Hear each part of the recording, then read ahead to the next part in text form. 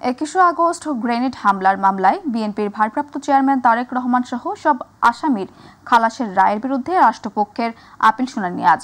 প্রধান বিচারপতি ডক্টর সৈয়দ রেফাত আহমেদের নেতৃত্বাধীন 6 বিচারপতির আপিল বেঞ্চে এই শুনানি হওয়ার কথা রয়েছে।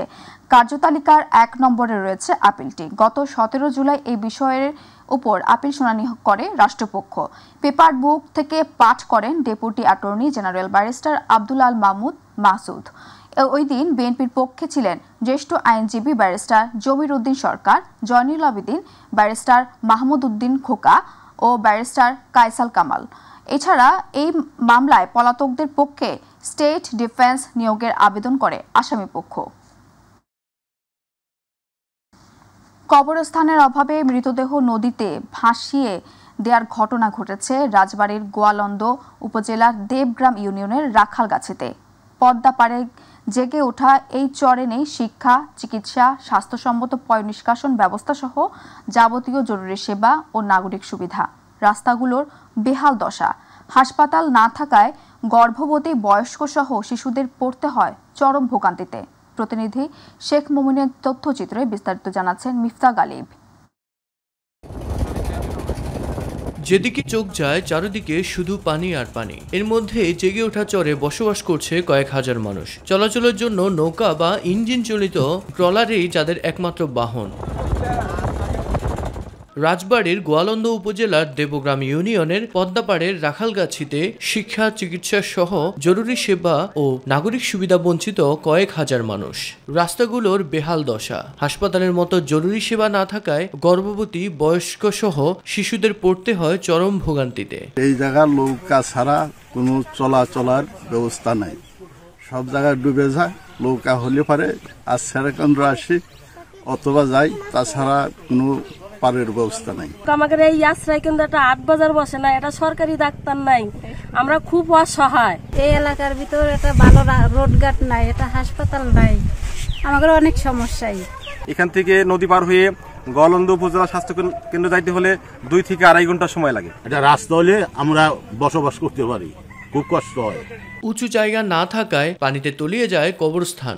ভরা মৌসুমে কেউ মারা গেলে নদীতে লাশ ভাসিয়ে দেওয়া ছাড়া কোনো উপায় থাকে না বসবাসরত এই অঞ্চলের মানুষের। বর্ষার সময় যদি কোনো লোকজন মারা যায়, কিন্তু আমাদের সুব্যবস্থা ভালো নাই, অবস্থা খুবই খারাপ হবে। বর্ষার সময় মারা গেলে ভাসায় দিতে হয়, ভাসায় 2 অস্ত্রায় আমাদের কোনো আর উপায় নেই। সংশ্লিষ্টরা বলেছেন, ঊর্ধ্বতন কর্মকর্তাদের বারবার বলার পরও জনদুর্ভোগ লাঘবে কোনো উদ্যোগ নেওয়া হচ্ছে না। শিশুরা পরিবারের সহযোগিতা হিসাবে কাজ করে। অনেক শিশু বিদ্যালয়ে ঠিক মতো আসে না।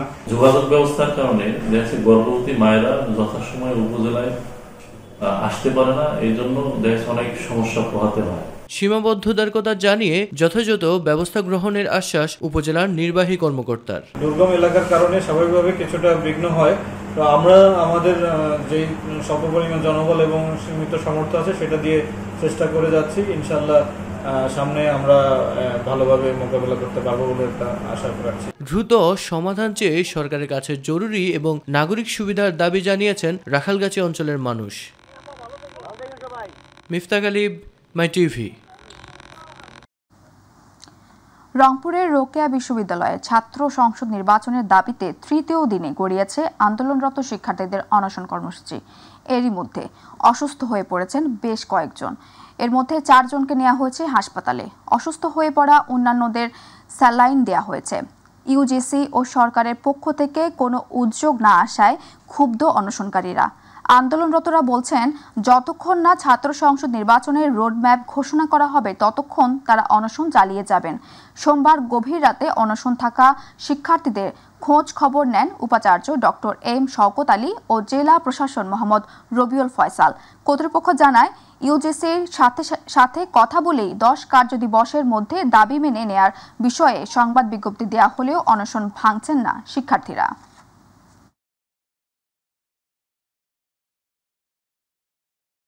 সিলেটে এবার বাড়ির উঠান থেকে সাদা পাথর উদ্ধার হচ্ছে। আরও প্রায় 5100 ফুট পাথর উদ্ধার করেছে যৌথ বাহিনী। সিলেট সদর উপজেলার টিলাপাড়া, রঙ্গিটিলা, কান্দিপাড়া ও শালিয়া গ্রামে পরিচালিত অভিযানে ধানক্ষেত এবং কারো কারো বাড়ির উঠান, পথের ধারে ঘাস লতাপাতায় লুকানো অবস্থায় এসব পাথর রাখা হয়েছিল। সেই সাথে একজনকে আটক করে এসএমপির এয়ারপোর্ট থানায় হস্তান্তর করা হয়েছে। সোমবার বিকেল ৩টা থেকে সন্ধ্যা ৭টা পর্যন্ত অভিযান চালানো হয়। অভিযানের নেতৃত্বে ছিলেন সিলেট সদর উপজেলা নির্বাহী কর্মকর্তা নির্বাহী খোসনুর রুবাইয়াত। অভিযানে পুলিশ, র্যাব ও সেনাবাহিনীর সদস্যরা অংশগ্রহণ করেন। কালের বিবর্তনে হারিয়ে যাবার পথে আশুলিয়ার শত বছরের ঐতিহ্যবাহী কামার শিল্প। ব্যবসায়িক মন্দা, প্রয়োজনীয় উপকরণের অভাব, আধুনিক জিনিসপত্রের দেশীয় বাজার সয়লাভ সহ নানা কারণে হুমকির মুখে পড়েছে শিল্পটি। তবে শিল্পটি টিকিয়ে রাখতে সব ধরনের সহযোগিতার আশ্বাস দিয়েছেন উপজেলা প্রশাসন। প্রতিনিধি আনোয়ার হোসেনের রিপোর্ট, জানাচ্ছেন শামস তাবরিজ উচ্ছ্বাস। শত বছরের ঐতিহ্য হারিয়ে যাচ্ছে কালের গর্বে। একসময় গ্রামের কৃষি জীবনে অপরিহার্য ছিল কামার শিল্প। লাঙল, কাস্তে, কুড়াল, দা সবকিছুই তৈরি হতো কামারদের হাতে। হাতুড়ির শব্দে মুখর হতো গ্রামের বাতাস। কিন্তু আধুনিক যন্ত্রপাতি আর বৈদেশিক পণ্যের ভিড়ে হারিয়ে যেতে বসেছে এই শিল্প। উপকরণের সংকট, ব্যবসায়িক মন্দা আর প্রতিযোগিতায় টিকতে না পারার কষ্টে পিছিয়ে পড়ছে কামাররা। খুব কষ্ট করে চলি, দিন পাত চলে। কাজ করলে খাওয়া যায়, কাজ না করলে আর কি কষ্ট হয় চলতে আর কি। কাটি আমরা আমাকে 420 টাকা হাজিরা দেয়। উমরা মালের বাজার যদি চড়া থাকে তাহলে পরে আমাকে মহাজনে দিতে পারে। এটি ভাই আর চলবো না, আমরা যে তোমাকে আছে তোমাকে চলবো, তারপরে আমাকে পাইপলাইন আর এই কাজে আসবে না। যে কাজ করি এই কাজে আমাকে গোপালন চালন দুষ্কর বহুত কষ্ট হয়। আশুলিয়ার শিমুলিয়া ইউনিয়নের নৈহাটি গ্রামে কামারপাড়ায় যেখানে একসময় তৈরি হতো কৃষিকাজের প্রয়োজনীয় সব সরঞ্জাম, সেখানে আজ সারা বছর প্রায় কোনো কাজ থাকে না। কামারদের আশা সরকারি সহযোগিতা পেলে আবারও ঘুরে দাঁড়াবে এই শিল্প। এই পেশায় কোনো আয়োন্বিত নাই, এই কারণে আমাদের পরিবারের প্রায় সদস্যরা অন্য পেশায় নিয়োজিত হইতেছে, আর এই পেশা ওরকমভাবে চলতেছে না। সরকার থেকে কোনো সাহায্য পাইতেছে না, বর্তমান অবস্থা খুব খারাপ। সরকারের কাছে যদি কোনো সাহায্য পায় এটা তারা হয়তো ধরে রাখতে পারবে। উপজেলা প্রশাসন আশ্বাস দিয়েছে কামার শিল্প রক্ষায় ও কামার সম্প্রদায়ের পাশে দাঁড়াতে সব ধরনের সহায়তা করবে তারা। যদি আসলে সহযোগিতা ওনারা প্রয়োজন বোধ করে উপজেলা প্রশাসনের পক্ষ থেকে এই শিল্পকে বাঁচিয়ে রাখার জন্য সব ধরনের সহযোগিতা করা হবে। কামার শিল্পের জ্বলন্ত আগুন আজ ধোঁয়ায় ঢেকে যেতে চলেছে। সঠিক সহায়তা না পেলে হারিয়ে যাবে ঐতিহ্যের এক অমূল্য অংশ। শামস তাবরিজ উচ্ছ্বাস, মাই টিভি নিউজ ডেস্ক। ফরিদপুরে ভাঙ্গায়া আলোচনা সভা, শোভাযাত্রা, পুরস্কার বিতরণ ও মাছের ফোনা অবমুক্তকরণের মধ্য দিয়ে জাতীয় মৎস্য সপ্তাহের উদ্বোধন করা হয়েছে। সোমবার উপজেলা প্রশাসন ও মৎস্য অধিদপ্তরের আয়োজনে শোভাযাত্রা শেষে এক আলোচনা সভার আয়োজন করা হয়। এ সময় সফল মৎস্যজীবীদের মাঝে পুরস্কার বিতরণ করা হয়। উপজেলা মৎস্য কর্মকর্তা ইশরাত জাহানের সভাপতিত্বে উপজেলা সমাজসেবা কর্মকর্তা মমিনুর রহমানের সঞ্চালনায় এতে প্রধান অতিথি হিসেবে উপস্থিত ছিলেন উপজেলা নির্বাহী কর্মকর্তা মোহাম্মদ মিজানুর রহমান। অনুষ্ঠানে বিশেষ অতিথি ছিলেন সহকারী কমিশনার ভূমি মোশতাকুল জান্নাত রাবেয়া, কৃষি কর্মকর্তা কৃষিবিদ মোল্লা আল মামুন, প্রাণী সম্পদ কর্মকর্তা ডাক্তার আতিকুর রহমান।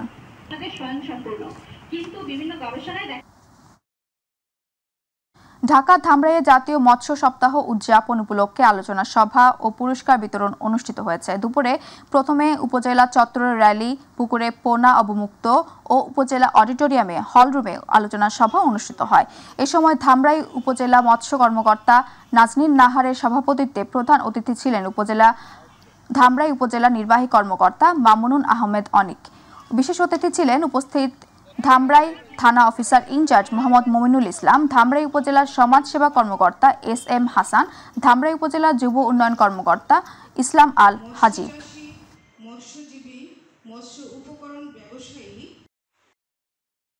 পোনা মাছ অবমুক্তকরণ র্যালি ও আলোচনা সভার মধ্য দিয়ে দিনাজপুরের পার্বতীপুরে জাতীয় মৎস্য সপ্তাহ পালন করা হয়েছে। সিনিয়র উপজেলা মৎস্য কর্মকর্তা কার্যালয়ের উদ্যোগে একটি বর্ণাঢ্য র্যালি উপজেলা পরিষদ চত্বরে প্রদক্ষিণ শেষে হলরুমে আলোচনা সভার মধ্য দিয়ে শেষ হয়। এ সময় উপজেলা নির্বাহী কর্মকর্তা সাদ্দাম হোসেন, মৎস্য বীজ উৎপাদন খামারের ব্যবস্থাপক মাহফুজুল হক, উপজেলা কৃষি কর্মকর্তা রাজীব হুসাইন সহ সংশ্লিষ্টরা উপস্থিত ছিলেন। পরে মৎস্য খাতে বিশেষ অবদানের জন্য উপজেলার 3 উদ্যোক্তাকে সম্মাননা ক্রেস্ট প্রদান করা হয়। নাটোরে জাতীয় মৎস্য সপ্তাহ উপলক্ষে র্যালি, পোনা মাছ অবমুক্তকরণ ও আলোচনা সভা অনুষ্ঠিত হয়েছে। এই উপলক্ষে সোমবার নাটোর জেলা প্রশাসকের কার্যালয়ের সামনে র্যালি প্রদক্ষিণ শেষে ডিসি পার্কের লেকে মৎস্য পোনা অবমুক্তকরণ জেলা প্রশাসক আসমা শাহীন, পরে জেলা প্রশাসকের সম্মেলন কক্ষে একটি আলোচনা সভা অনুষ্ঠিত হয়। আলোচনা সভায় বক্তব্য রাখেন জেলা প্রশাসক আসমা শাহীন, জেলা মৎস্য কর্মকর্তা শহীদুল ইসলাম প্রমুখ।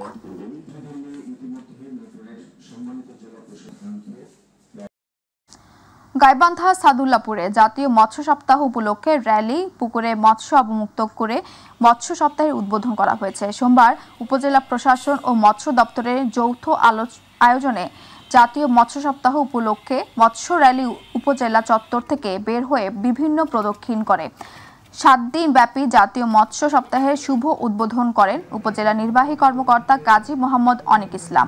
এ সময় উপজেলা সম্মেলন কক্ষে জাতীয় মৎস্য সপ্তাহ উপলক্ষে জাতীয় এক আলোচনা সভায় দেশি মাছের উৎপাদন বৃদ্ধি ও প্রজননের গুরুত্ব তুলে ধরে বক্তব্য রাখেন উপজেলা মৎস্য কর্মকর্তা সমিতা খাতুন, প্রাণী সম্পদ কর্মকর্তা সিরাজুল ইসলাম, কৃষি কর্মকর্তা অপূর্ব ভট্টাচার্য, আইসিটি কর্মকর্তা সোহেল রানা ও মাধ্যমিক শিক্ষা কর্মকর্তা HM মাহবুবুল ইসলাম সহ আরো অনেকেই।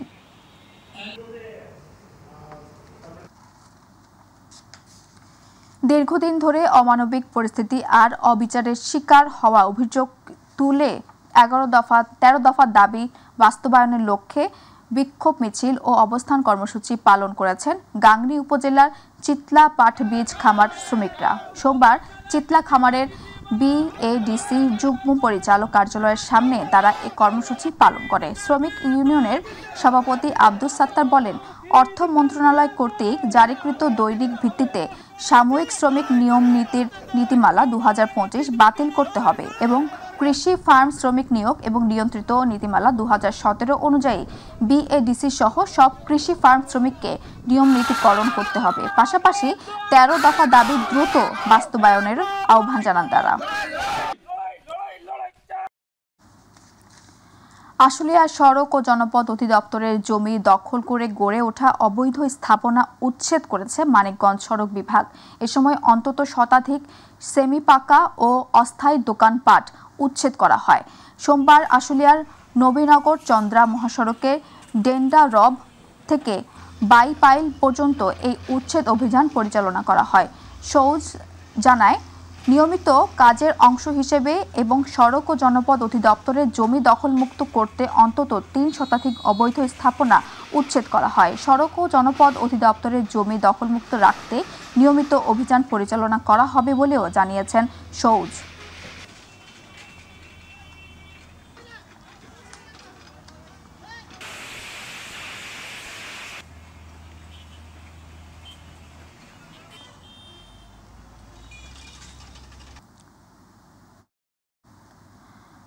আগস্ট FB মায়ের দোয়া নামক ফিশিং বোটটি মাছ ধরার উদ্দেশ্যে 8 জন জেলে সহ সমুদ্রে গমন করে। অতঃপর যান্ত্রিক ত্রুটির কারণে সুইফট বিকল হয়ে গেলে বোটটি সমুদ্রে ভেসে থাকে। পরবর্তীতে 3 দিন পর মোবাইল নেটওয়ার্কের আওতায় আসলে গত 17 আগস্ট বোটের একজন জেলে কোস্ট গার্ডের জরুরি সেবা নম্বরে ফোন করে বিষয়টি অবগত করে। প্রাপ্ত সংবাদের ভিত্তিতে তাৎক্ষণিক সমুদ্রে টহলরত কোস্ট গার্ডের জাহাজ স্বাধীন বাংলা কর্তৃক উদ্ধার অভিযান পরিচালনা করা হয়। স্বল্প সময়ের মধ্যে মোংলা ফেয়ার অয়েল সংলগ্ন বয় নম্বর 5 সমুদ্র এলাকা হতে 8 জন জেলেসহ ফিশিং বোটটিকে উদ্ধার করা হয়। উদ্ধারকৃত জেলেদের প্রাথমিক চিকিৎসা এবং প্রয়োজনীয় খাবার প্রদান করে বোটটিকে নিরাপদে হায়েবাড়িয়া সংলগ্ন নদীর তীরে পৌঁছে দেওয়া হয়।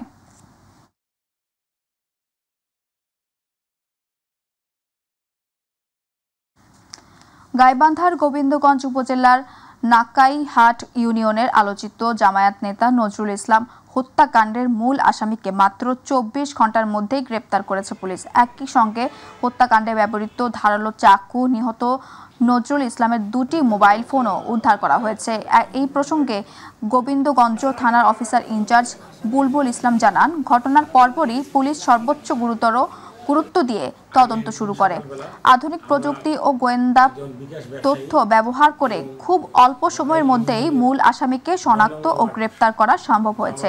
তিনি বলেন, অপরাধী যতই বড় হোক না কেন গোবিন্দগঞ্জ থানা পুলিশ অপরাধীদের ছাড় দেবে না।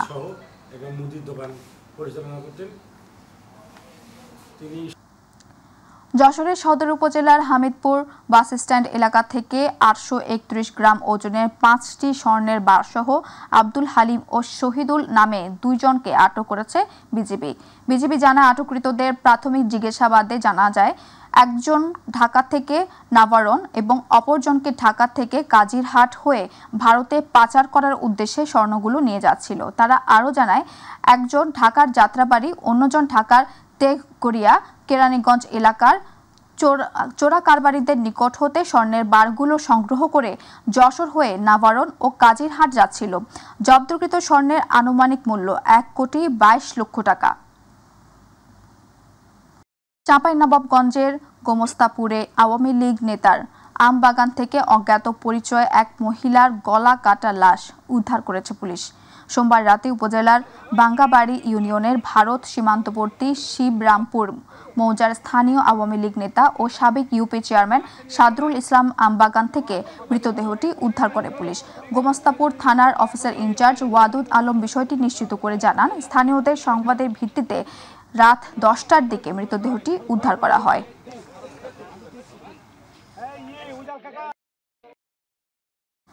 কুষ্টিয়ার কুমারখালীতে ভ্যান চালক কিশোরের মরদেহ উদ্ধার করেছেন থানা পুলিশ। সোমবার জগন্নাথপুর ইউনিয়নের হাসিমপুর বাঁধের 1 কিলোমিটার দূরে ফসলি জমি থেকে মরদেহ উদ্ধার করা হয়। এলাকাবাসী জানান, সকালে মাঠে কাজ করতে গিয়ে তারা একটি গলা কাটা মরদেহ পড়ে থাকতে দেখে গ্রাম পুলিশকে খবর দিলে পরবর্তীতে কুমারখালী থানা পুলিশ ঘটনাস্থলে পৌঁছে মরদেহটি উদ্ধার করেন। অভিযান চালিয়ে ঘটনার সাথে জড়িত বাটিকামারা গ্রামের রাকিব, জীবন, জিহাদ ও মাহফুজ নামের 4 জনকে আটক করা হয়েছে।